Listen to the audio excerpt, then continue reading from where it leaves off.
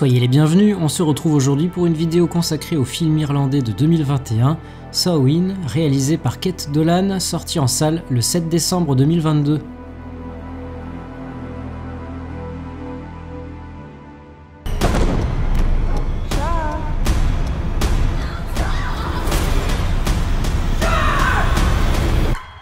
How is your mum?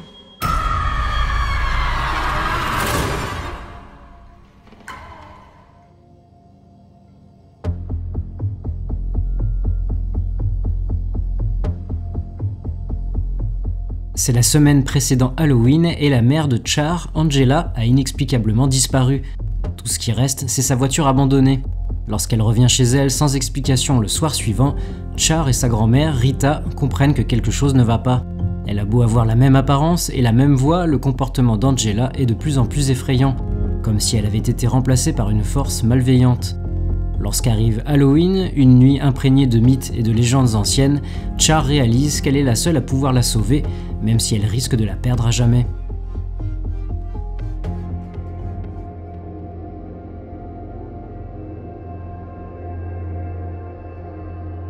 Alors que le titre original, You Are Not My Mother, n'a pas été retenu pour la sortie française du film, la prononciation correcte du titre choisi en lieu et place ne semble vraiment pas couler de source.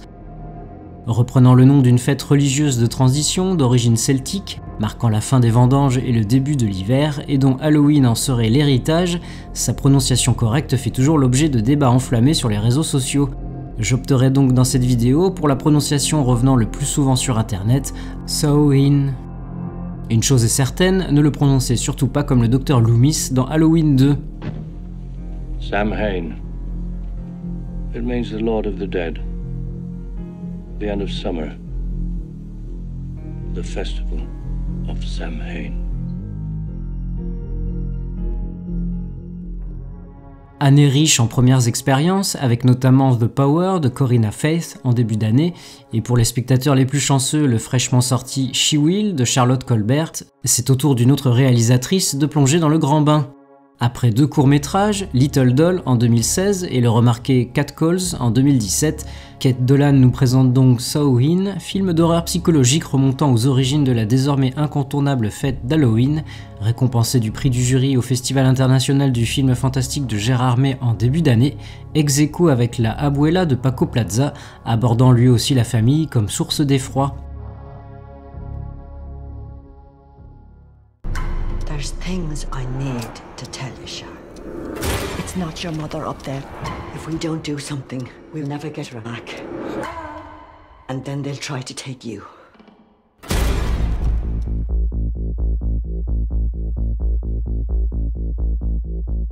Passant le plus clair de son temps cloué au lit parce qu'on imagine être une dépression, Angela s'avère incapable d'assurer des choses simples du quotidien telles que conduire sa fille à l'école ou faire les courses quand le frigo et les placards sont vides.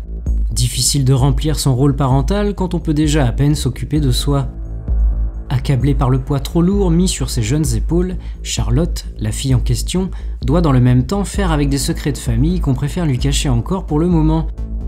Car si sa grand-mère Rita souhaite elle aussi aider Angela, elle compte s'y prendre d'une manière bien mystérieuse. Bref, le contexte familial apparaît des plus délétères, symbolisé par la tache, soi-disant de naissance, que porte Charlotte sur la joue gauche. Tâche qui lui vaudra d'ailleurs quelques démêlés avec des fortes têtes de son école, harcèlement aux proportions de plus en plus inquiétantes. Avec ce premier film, Kate Dolan entend puiser dans des contes populaires irlandais particulièrement sombres les éléments nécessaires pour raconter cette histoire de passage à l'âge adulte, le tout devant être suffisamment effrayant pour remplir pleinement son objectif, un point sur lequel je reviendrai un peu plus tard. Attention mini spoiler, dans cette horreur à l'irlandaise proposée par la réalisatrice et scénariste sont ainsi évoqués les changelins, ces êtres surnaturels spécialisés dans l'enlèvement de nouveau-nés humains qu'ils remplacent par l'un des leurs. Dans l'ancien temps, les personnes soupçonnées d'être des changelins finissaient souvent brûlées vives.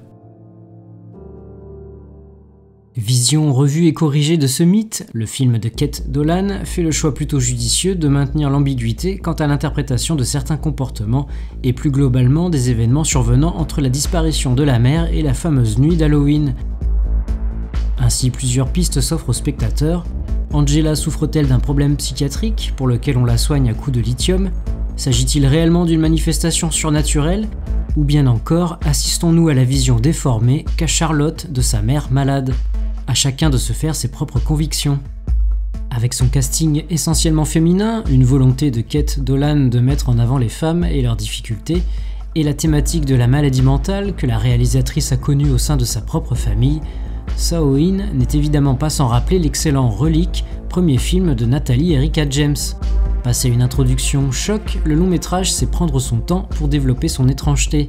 Dommage néanmoins que les éléments purement horrifiques ne soient pas tout à fait à la hauteur du traitement offert aux relations familiales, le film m'ayant laissé un peu sur ma faim de ce côté-là. Il n'en reste pas moins très prometteur.